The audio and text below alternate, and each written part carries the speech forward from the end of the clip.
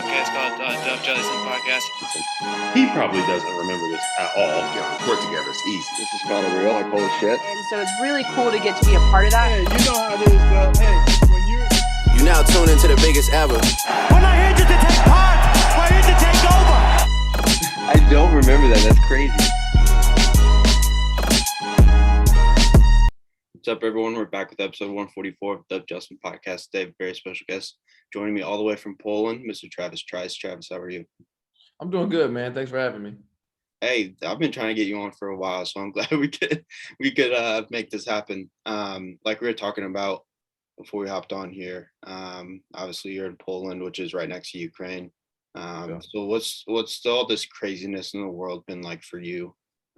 Just to experience it and be pretty close to where everything's happening. It's wild, really, because it's happened really so fast. I mean, you've kind of been hearing it. I try and stay as current as I can with everything that's going on, especially being overseas. You kind of want to have an idea of what's going on or what's happened in history, or where you're going to be at. But I mean, this has kind of been talked about for a while now, but to actually see it actually happen and to be here right in it, it's not like I'm in the States and something's happening thousands of miles from you. I want to say where I was at last week, it was like 100 and something miles away from where one of the bombs actually was let off. So it's definitely real for me. But my thing is just trying to stay informed, trying to stay out the way, and just be ready in case I do need to get back home. Mm-hmm. And I was thinking, like, do you guys ever look at, like, when you're about to sign in Poland or whichever country, do you guys look at like the political tensions and everything that's going on with the country before you sign? Sometimes. I mean, it's certain countries you don't really worry about. Yeah. But if it's kind of areas that you've known or on the radar, you kind of do. But I mean, you can never really predict anything like this that's going on now. So, but usually I've been lucky. All the countries I've been to, I've been perfectly fine, safe, never had any issues. This is the first time that I'm actually close to something like this.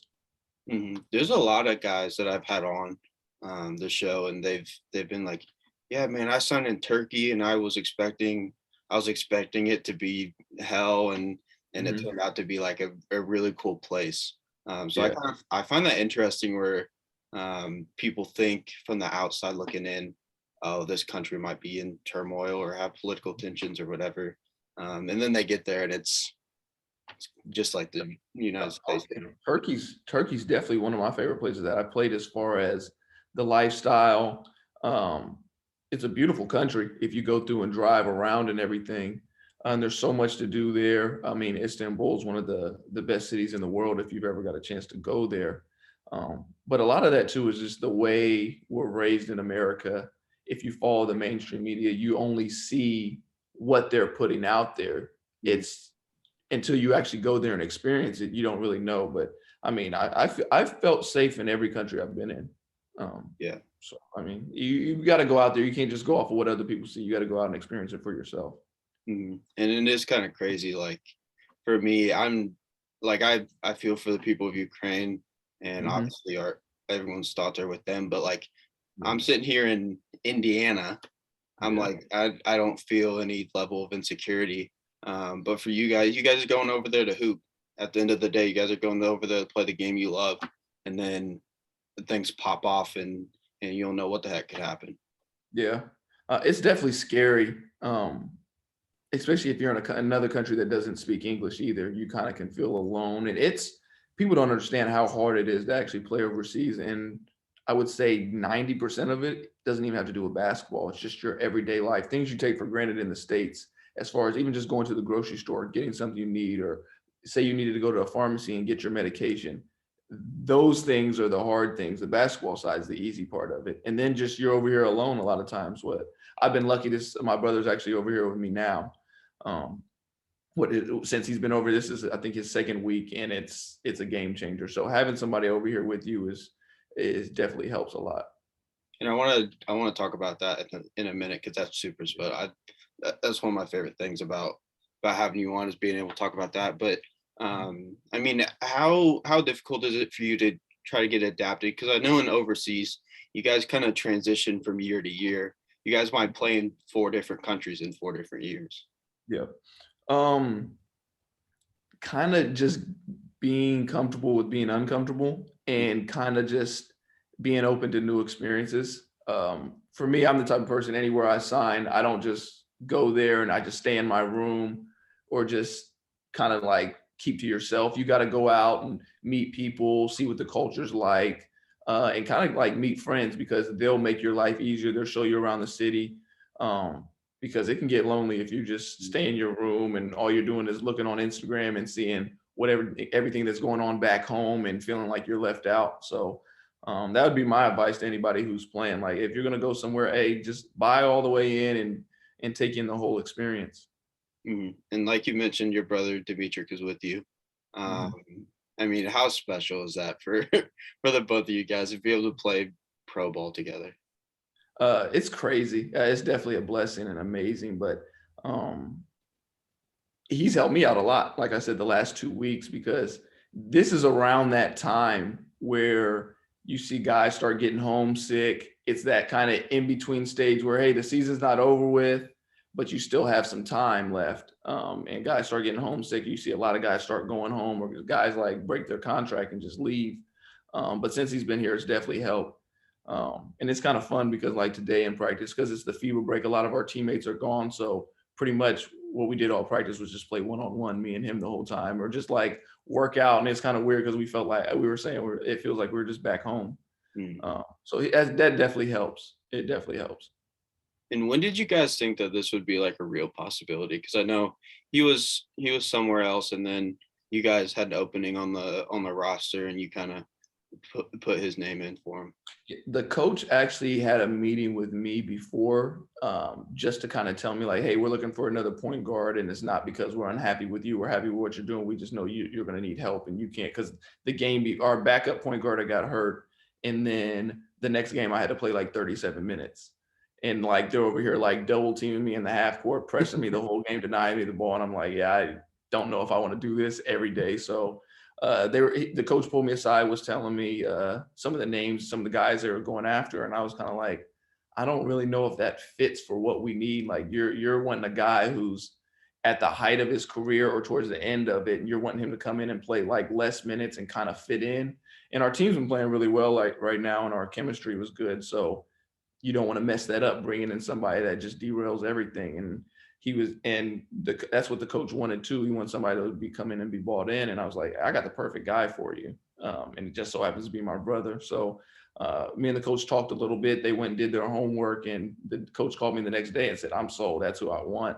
And it actually happened really quickly. We had that meeting, I want to say like on a Tuesday, and I want to say he signed on a Thursday. Like it was a quick turnaround. So, and then he was out here in a few days. So yeah, it's definitely a blessing. Definitely a blessing. It's one of those things that our parents really wanted it. And my mom's been talking about it for a while. Like, you guys got to be on the same team. And I'm just like, Mom, you don't understand. Like, that's not common that a team is going to sign 2 American point guards. Usually you try and space out your roster with different guys if you can only have certain imports. But it'd be rare if a team signed 2 point guards and they're kind of the same player. And they happen to be brothers too. Like, the odds are low, but I'm just happy it worked out. Yeah, and I forget who I had on. I was talking about this with in China, they have like a rule where imports can only play, like they can't play together, and they have to play like certain court. It's crazy. So yeah, there's certain leagues where you can only I want to say only 2 Americans can be on the court at the same time, where you got to swap them out. And then there's some leagues that only do 2 American imports at all. So yeah, it's the odds of this happening are very, very slim. And I mean, what was it like for him? I know you can't speak for him fully, but what was it like for him to just be able to come in and have you there as someone who can be there for him and kind of show him the ropes of how it's done with the team and the league, and obviously in Poland? It definitely helps anytime. This is his first. Well, he played in France before, and then he was home for a little bit. And now he's back over here. So this is really his rookie year as far as being a professional and being overseas. So I tried to help him out from afar, just talking him through things if he needed help, because I played in France too with some of the things I knew. But it's a lot easier when you're here and you can go day to day and kind of show him, hey, this is what you need to do. This is some of the things to avoid and all that. But now that we're on the same team, it makes it so much easier. Yeah, I saw I saw like the first or second day he was over there on one of your guys' Instagram story. You guys were out like going and looking around the town and seeing everything. So I thought that was pretty cool. Yeah. Yeah, that helps too, because one of the guys that was on the team that's no longer, he was kind of the main guy I was hanging out with, going out to eat, and then he was gone for like 2 weeks, so I was kind of by myself. But now that my brother's here, I get to show him around and go out to eat and everything, so it worked out perfect. And one of the interesting things that I found was, I mean, not only in overseas basketball, it's extremely rare, but in sports in general, it's really rare to have two brothers on the same team. Like, I was trying to think of NBA teams last night, like the Harrison twins, the Martin twins, and the Morris twins are the only ones I could think of that actually played on the same team together.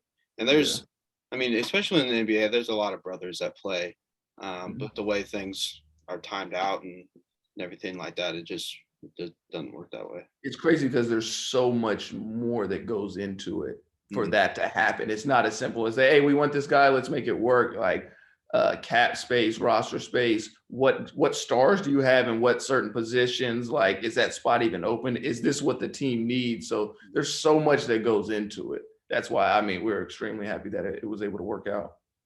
And kind of going back to your guys' childhood and growing up, I mean, what were those battles like in the backyard at the park when you and your brother were going at it? It was fun because we're all super competitive. But a lot of times we would be on the same team, and we would, like, if we're going to play something, we want to be on the same team rather than going at each other. But I would say more recently, I would say since he got into college and since I got out, was kind of more the times where we'd go at it, go one-on-one, and more use it to teach each other, help each other, give each other different looks. But that's one of the best things about, like, my siblings and I. We go at each other, but we want each other to succeed so bad that it's never personal. Like, a lot of people, like, I don't think Dimitri and I have ever gotten a fight for it. Like, it's kind of that respect factor. Like, yeah, we want to win, but at the end of the day, we know what the bigger picture is. And it's that we both get better. We both learn and we're trying to help each other. So we never take it personal, but we're both super competitive. That's surprising though, because I have two little sisters, so I couldn't beat up on them. But like, a lot of my friends that have brothers and stuff, and athletes that have brothers, they talk about like, oh, it used to be hell in the house, breaking stuff and fighting all the time. Like the Gronkowskis, I know they're kind of crazy over there, but they're probably all fighting all the time. So it is kind of cool to see your guys' relationship different from that. Yeah, for sure. I mean, I could see how it could get like that, but with us, we're so close. We have the same interests. We generally want the other one to do well. It's crazy because I'll watch my siblings play and I'll get more nervous watching them play than if I was playing. Like, even our first game that we had, we're warming up and it's kind of hit me. I'm like, oh shit, my brother's on my team. And then the game's going on, I'm out and he's in the game and I'm over there sweating and nervous because I'm like, I want him to do well. Like, I wasn't even thinking about myself. So, I mean, I think that just kind of speaks to like where our mindset is at when it comes to each other.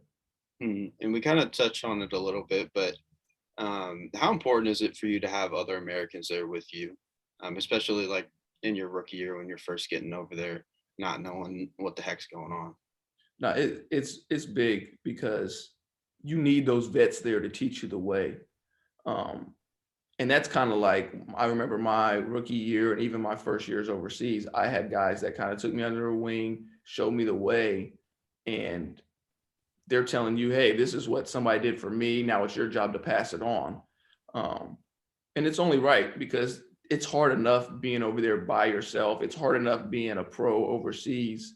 And then thinking about it, for a lot of guys, it's their first time out of the country and their first time living alone outside of college. Even when you're in college, you're not living alone because you got roommates, you got coaches, you've got all these other people around, and you're still in America. But your first time out of the country, living alone, trying to figure things out on your own, you definitely need a vet to kind of help you. So it just helps that I can pass that on to my brother. But I'd do it for anybody though. Mm-hmm. And I mean, when you guys are going back and forth, hooping out, playing a one-on-one, how many times does he get the best of you? Today, I think we had 3 games today. I think he won the day today. It used to be easy, but I mean, he's gotten really, really good, especially over the last couple of years where Yeah, there's days where he gets the best of me. Overall, I usually win more of them, but he has certain days where he gets me. Today, he got me today though. Yeah, I like your guys' relationship seems cool because a lot of brothers would be like, "Nah, man, I whoop him all the time," but you had that humility to be like, "Yeah, he gets me sometimes." But I mean, both of you guys are phenomenal players, especially Al has introduced you guys both at Wisconsin and Michigan State, obviously. But what kind of impact did you guys have on each other in terms of just growing your basketball careers? A lot. But like kind of what you said, like I feel like if he succeeds, I want him to do better than me. I want him to have opportunities that I didn't have, because I know if he does, then that means I did my job as a big brother. Because you're supposed to, kind of like we talked about earlier, you're supposed to pass it on to help people avoid pitfalls that you might have went through. So if he is beating me or having better days or he does better than me, I'm perfectly fine with it. That means I did my job. So yeah. And then what was it like for you to see him play at Wisconsin? And I don't know. I'm assuming he was offered by Michigan State, but ultimately he didn't. No, he wasn't. He coming down. I want to say it was between Wisconsin and Ohio State for him. Cassius Winston was in the same class as him, so it wouldn't have made sense. Now later on, because my brother had to do a redshirt year because he got hurt, it matched up where, hey, it was that year where Michigan State needed a point guard after Cassius was gone, and they didn't really know, and they're like, why didn't we get Trice? But that's why. So, but I was happy with him going to Wisconsin. He had an opportunity where he had some vets to learn from, Bronson Koenig, Nigel Hayes, some of those guys where he could learn for a year, and then he was essentially a 3-year, 4-year starter there after that. So I feel like it was a perfect fit for him. Mm-hmm. Yeah, and I mean he absolutely killed it. I know last year kind of wasn't the result that they wanted, but I mean those Wisconsin teams are damn good all the time. They're just so like sound. Yeah, that's the one thing about Wisconsin. I hate to talk good about them, but it's their system, the guys they recruit, their style of play, their coaching. There's a method to their madness. There's a reason why they're good year in and year out. You get great players that come in there, and it just seems like no matter what happens, they might lose an All-American or a great player, and they still reload the next year with a guy similar or does the same thing, and they just buy into it. Mm-hmm. Yeah, and I'd have to agree. I think a lot of teams of the Big Ten are like that, just because you don't see a whole lot of one and done guys in the Big Ten. Like obviously there are. Oh, but, there you go. Can you hear me? Yeah, I can hear you now. So like obviously there's not a ton of one and done guys like compared to Duke and Kentucky and those type of places. I feel like it's a lot of, I mean, we see it this year. There's Kofi, who's a junior, Ivy, Murray, and Johnny Davis are all sophomores, Hunter Dickinson. I think the Big Ten does a really good job of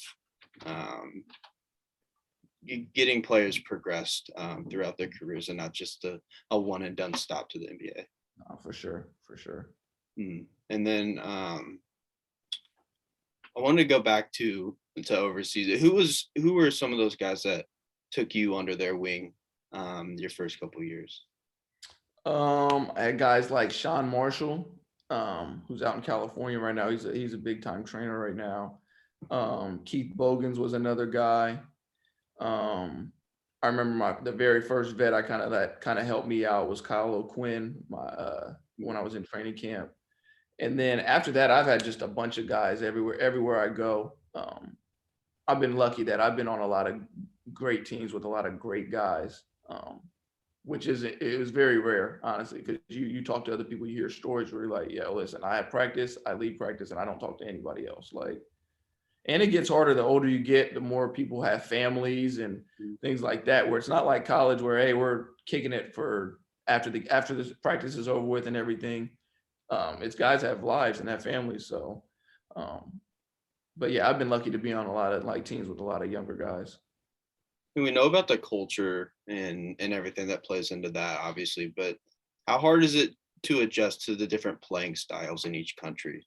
Because I'm assuming that like between say the G League and Poland or Poland and Euro League, whatever, they just have maybe slightly or maybe huge different playing styles. it's crazy because everywhere you go is completely different. And then you've got the different styles. One style in one country might be fine. You go to a next place and they don't like that. Like some places like transition threes, other places hate it. Some countries like they're fine with the mid-range, others aren't. Some countries are more physical. Kind of reminds me more of the Big Ten, where you have other countries where, hey, it's up, we're trying to move, we want to score as many points as we can. So it's just adjusting. How fast can you adjust? But I mean, that's struggles everybody has. And that it's crazy because people look at people's stats overseas and they'll be like, that guy's averaging like 12, 13 points. And this is one thing Van Gundy told us all when I was with Team USA. He said, if a guy is averaging double figures internationally, he's getting busy because it's just, there's less possessions. It's harder to play in with the rules and everything. It's not free flowing. So that's one thing that kind of stuck with me from one of those experiences with him was if you're averaging double figures, somebody's getting busy. Mm-hmm. And was that one of your most favorite experiences your time with Team USA? I know you've been on with them multiple times for like the World Cup qualifiers and things like that. Yeah. Yeah. I mean, that and the windows were like 7 to 10 days, but those like mini camps and practice, especially my first couple windows with Van Gundy, I feel like that's the most I've learned in a short window in a long time. His attention to detail is crazy. As far as a play will happen in practice, the play ends, he'll stop it to correct everybody. And just the way he's rattling off everything that people were doing. Hey, this guy was a half a step this way. This guy, you took too long on this. And I'm like, man, this is crazy. But, and he's funny too. The way he commentates games is the same way he coaches, like the sarcasm, the funny, cracking jokes, talking about people. It's hilarious when it's not you. But yeah, I learned a lot in those couple windows that he was our coach.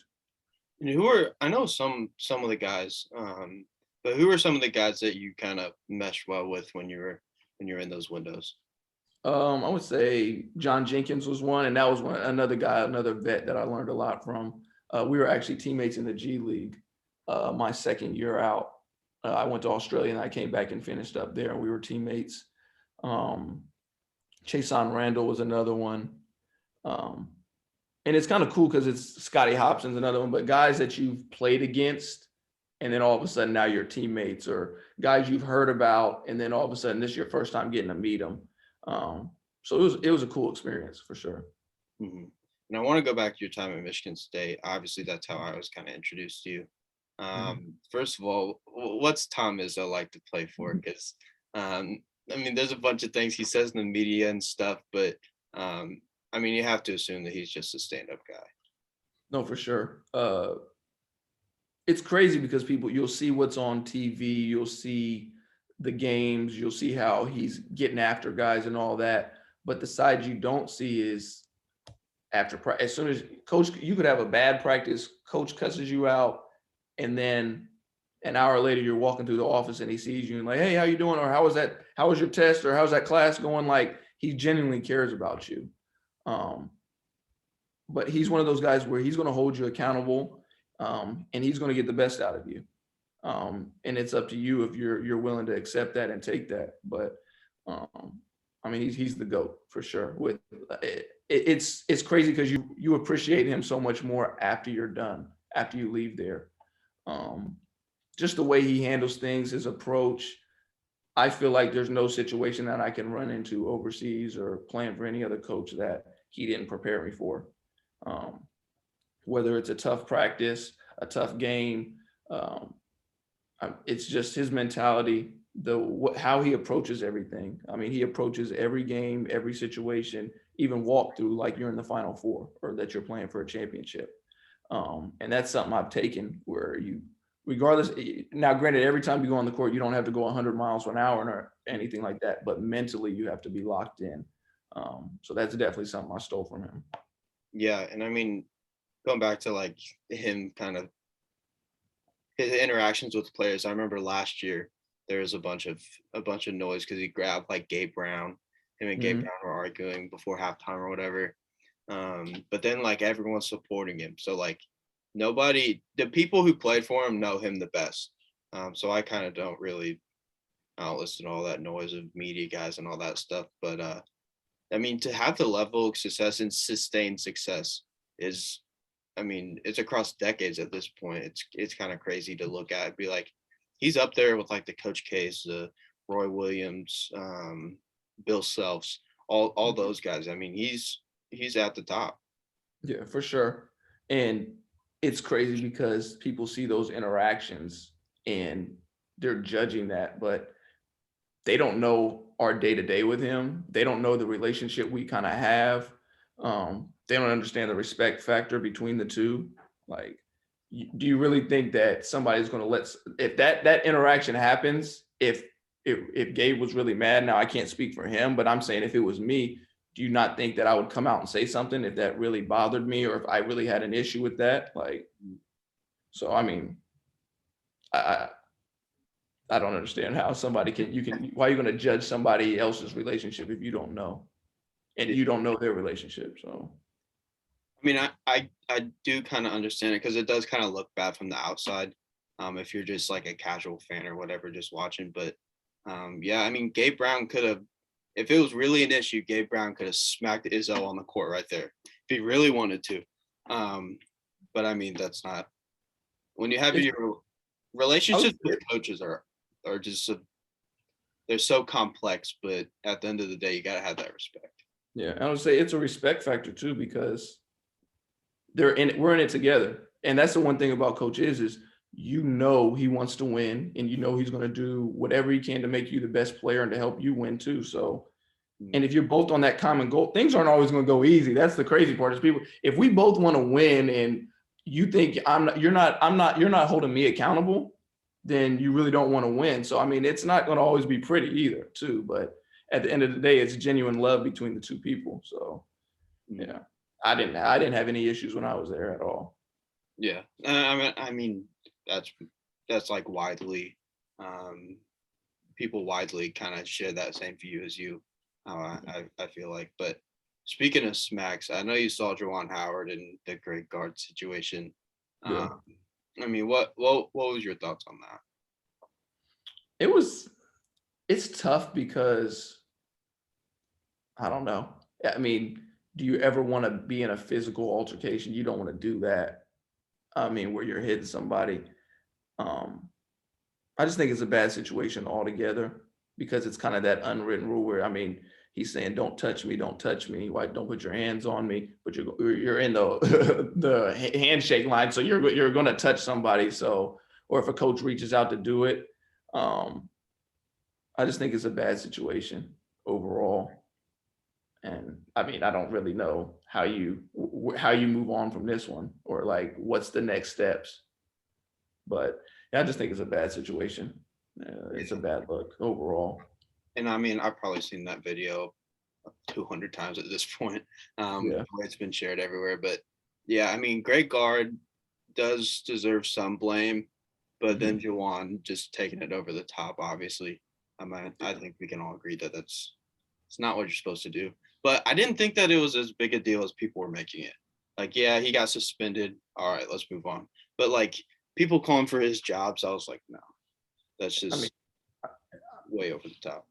Yeah, and especially like heat of the moment, something like that. Like, I don't know. There's worse things that people do that could get fired than that. So, yeah, I don't feel like he should get fired at all. And I just think it's the whole situation's crazy to me. And then you already know how it is that people pick and choose what they want to put an emphasis on or what they want to blow up. Like, and this is coming from me. I went to Michigan State. You're talking about Michigan, and you're even talking about Wisconsin, two teams that I'm battled against. Like, I mean, yeah, it's a bad look for the league. It's a bad look for both programs, but let's not blow it out of proportion here. Like, yeah. I mean, and then some guys were talking about, I know Coach Izzo was adamant against this, kind of doing away with the handshake line in college basketball. I mean, do you think that does that kind of rub you the wrong way that people would want to take that away from you guys? See, I didn't even know people wanted. Why? What is the point in taking that away because there was a fight? Like, Yeah. if somebody really wanted to fight, there's nothing, a handshake line's not going to stop them. It's not changing anything. If somebody really wants to do that, they will. But I don't mind if at the end of the day somebody beats us and you're a better man, go shake their hand. Hey, I'm gonna try and get you next time. Mm-hmm.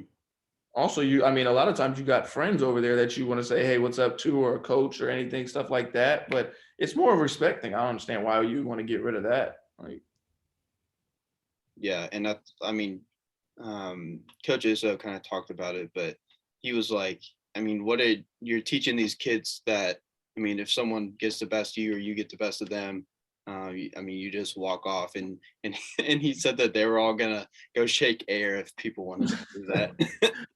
that sounds like it is. That definitely sounds like it is. He's a funny dude. Hilarious. Obviously, I'm biased. I love Coach Painter, but him and Paint have a good relationship, I think, and those are two of the funniest dudes in the league. Listen, man, like, it's crazy because Iz is hilarious. But it's only funny when he's getting onto somebody else, not you. When he's getting onto you, you hate it, you're mad. But there's a lot of times in practice where I had to like hide or like look away because I'm laughing or smiling. But yeah, it's always funny when it's not you. Do you have any good Izzo stories of him ripping on people? Man, could write a book on that. But my funniest Izzo story though is like my freshman year. We're in the huddle. I forget who we're playing.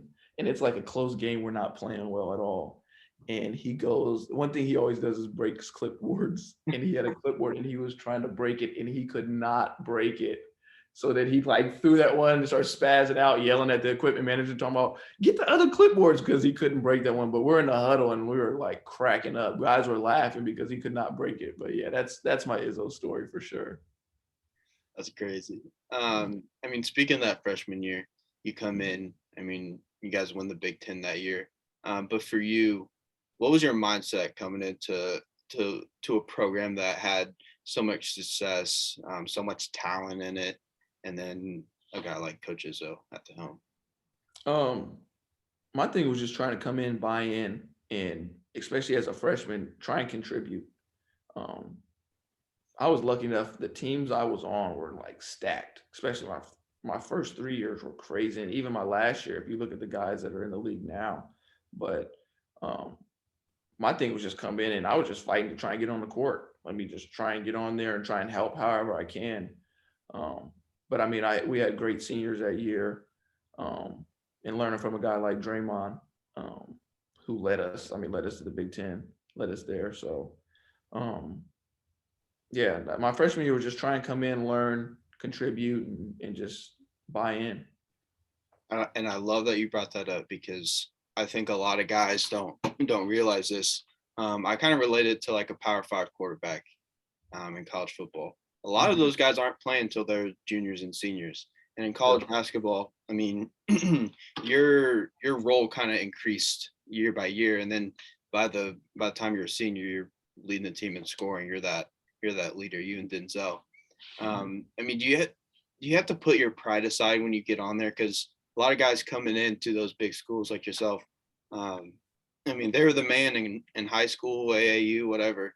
Do you have to put your pride aside and be like, all right, I'm gonna pay my dues, I'm gonna put this work in, and then my time will come eventually? I can only speak for myself, but everybody's different. For me, it wasn't that hard because I wasn't like the highest recruited guy coming out. And that had kind of been my story was, hey, all right, this is where I want to go. This is what I want to do. Work towards that. Like, it's not like I'm 6'8", 6'9", super athletic and all that. Like, I kind of had to work for it. So it was easier for me. But I can definitely see how guys can fall into that. Especially you can't compare yourself to other people either. Like, you're on your track, you're on your race, somebody else is on theirs. I remember there were guys that were McDonald's All-Americans that I was playing more than they were as a freshman.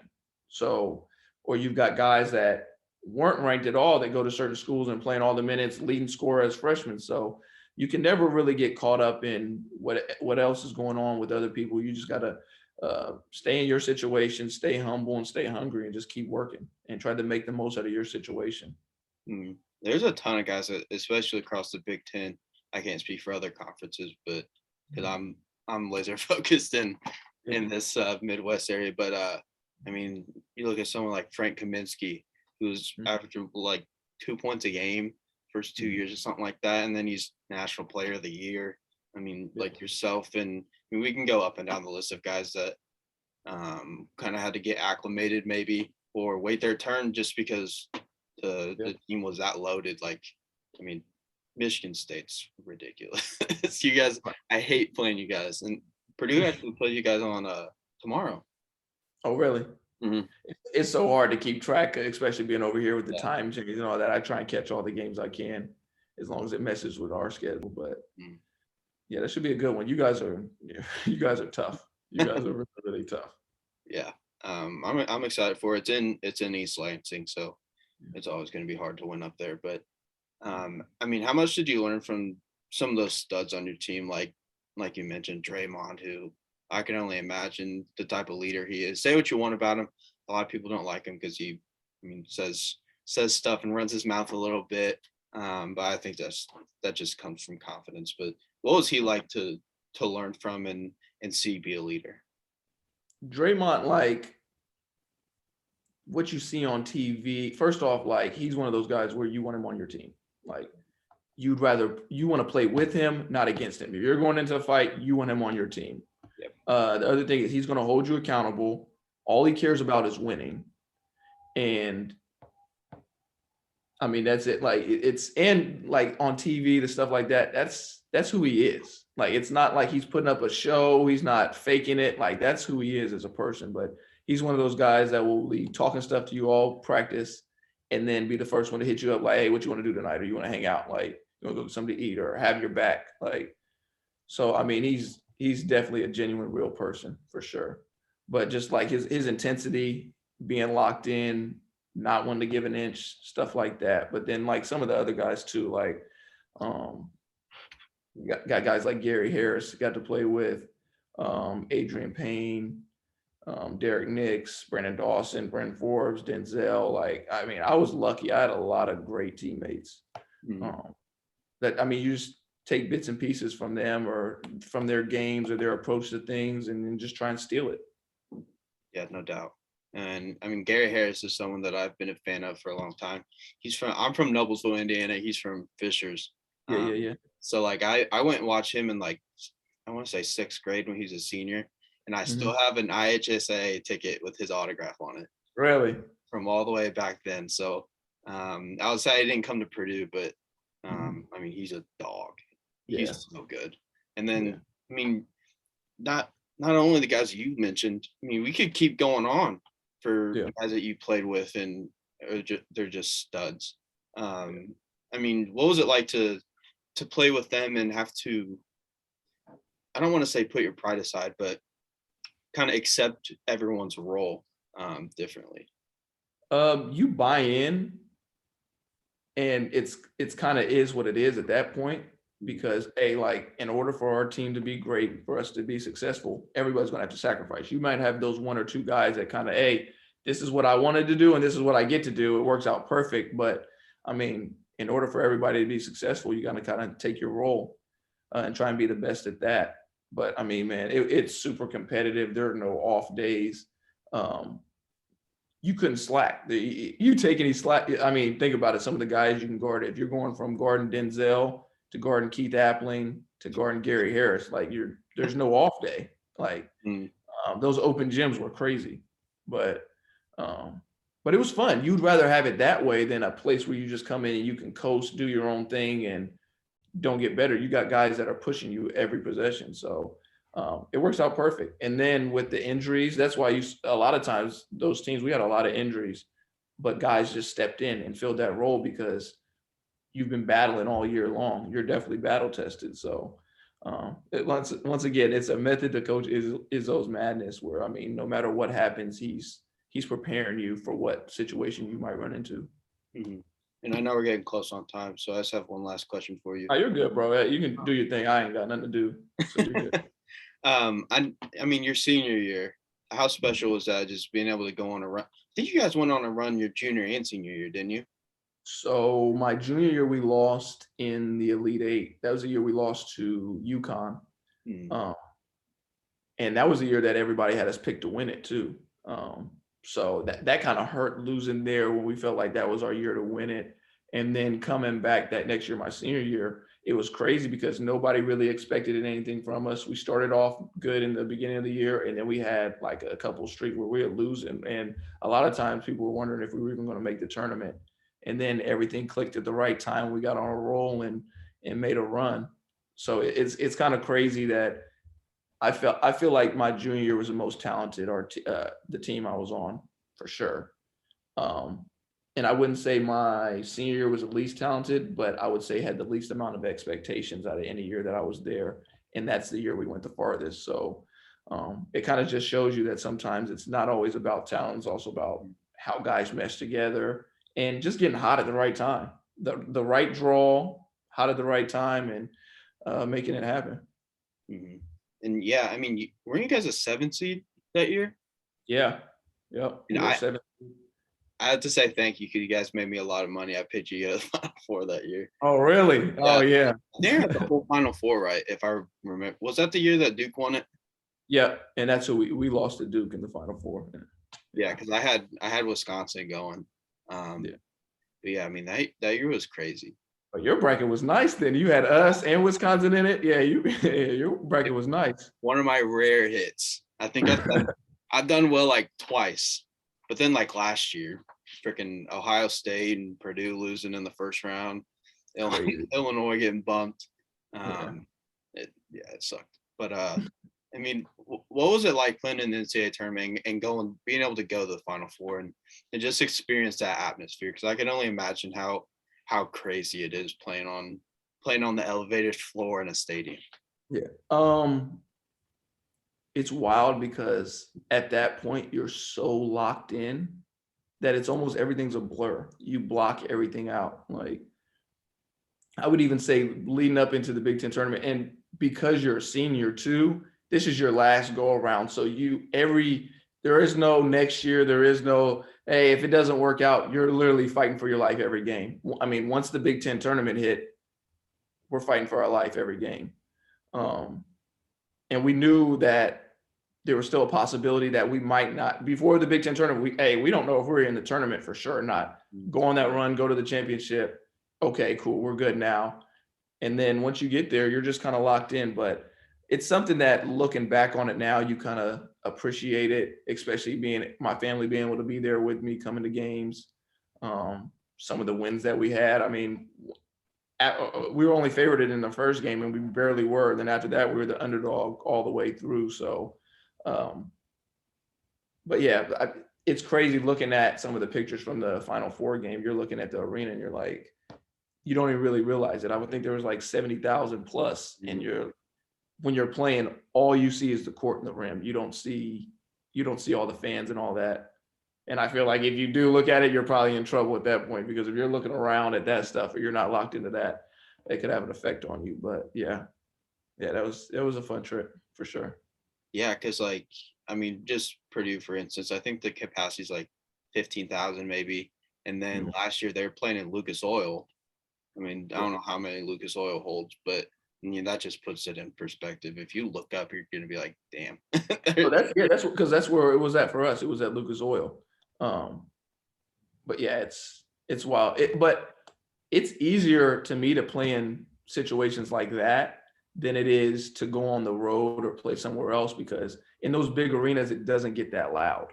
Or it's not like the fans are right up on you. But like especially like a road game in the Big Ten, it's harder to play on a road game in the Big Ten than it is in an arena like that. Especially some of the play like Illinois, Michigan, even Breslin up in Michigan State. I mean, those student sections are like right on the sideline a lot of times, right? They're right there. Yeah, they're right there, and there's no escaping them at all. Yeah, and then other places like Purdue, we kind of have them on the baskets, which is a little different. But yeah, I mean, you see all those pictures of like the Cameron Crazies reaching out when the opposing team's taking it out and stuff like that. It's insane. What was your favorite opposing gym to play in college? Favorite one? I would say my favorite and the toughest would probably be Indiana. Indiana was a tough place to play, and it was loud. That's probably the loudest gym I've been in